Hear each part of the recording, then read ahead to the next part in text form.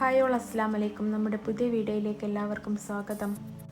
ഇന്ന് നമുക്ക് പഴവും പുട്ടുപൊടിയും ഉപയോഗിച്ച് വളരെ എളുപ്പത്തിൽ തയ്യാറാക്കാവുന്ന ഒരു ക്രിസ്പി ആയിട്ടുള്ളൊരു ഈവനിങ് സ്നാക്സ് നോക്കിയാലോ. അതിനുവേണ്ടി ഞാനിവിടെ 5 ചെറിയ പഴമാണ് എടുത്തത്.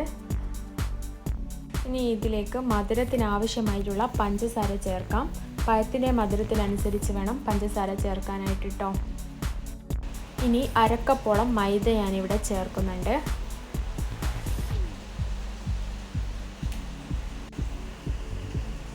ഇനി ഇതിലേക്ക് നല്ലൊരു ഫ്ലേവറിന് വേണ്ടി 3 ഏലക്ക ചതച്ചതും 1/2 ടീസ്പൂൺ ചെറിയ ജീരകം ചതച്ചത് കൂടി ചേർത്ത് കൊടുക്കാം. മധുരത്തിന് ആവശ്യമായിട്ട് 1/4 ടീസ്പൂൺ ഉപ്പ് കൂടി ചേർത്ത് കൊടുക്കുന്നുണ്ട്.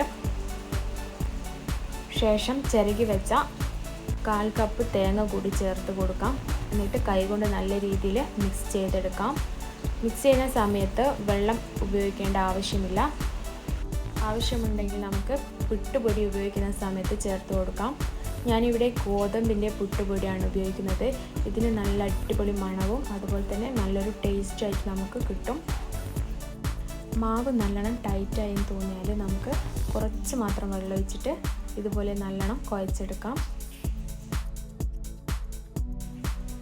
ഈ ഒരു കൺസിസ്റ്റൻസിയിൽ വേണം നമുക്ക് മാവ് കുഴച്ചെടുക്കാൻ. ഇനി നമുക്ക് നല്ലോണം ചൂടായ എണ്ണയിലേക്ക് ഇതുപോലെ ഓരോന്നോരോന്നായി കൈകൊണ്ട് നുള്ളിയിട്ട് മീഡിയം ഫ്ലെയിമിൽ വെച്ച് ഗോൾഡൻ ബ്രൗൺ കളർ ആവുന്നത് വരെ നമുക്ക് പൊരിച്ചെടുക്കാം.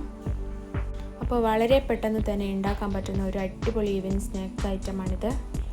കുട്ടികൾക്കും വലിയവർക്കുമെല്ലാം ഒരുപോലെ ഇഷ്ടപ്പെടുന്ന ഒരു ഐറ്റം കൂടിയാണിത്. അപ്പോൾ എല്ലാവരും ഒന്ന് വീട്ടിൽ ഉണ്ടാക്കി നോക്കാം. എന്നിട്ട് ഫീഡ്ബാക്ക് കമൻറ്റിലൂടെ അറിയിക്കാം. അപ്പോൾ ഇതാണ് നമ്മുടെ ഐറ്റത്തിൻ്റെ ഫൈനൽ ലുക്ക്.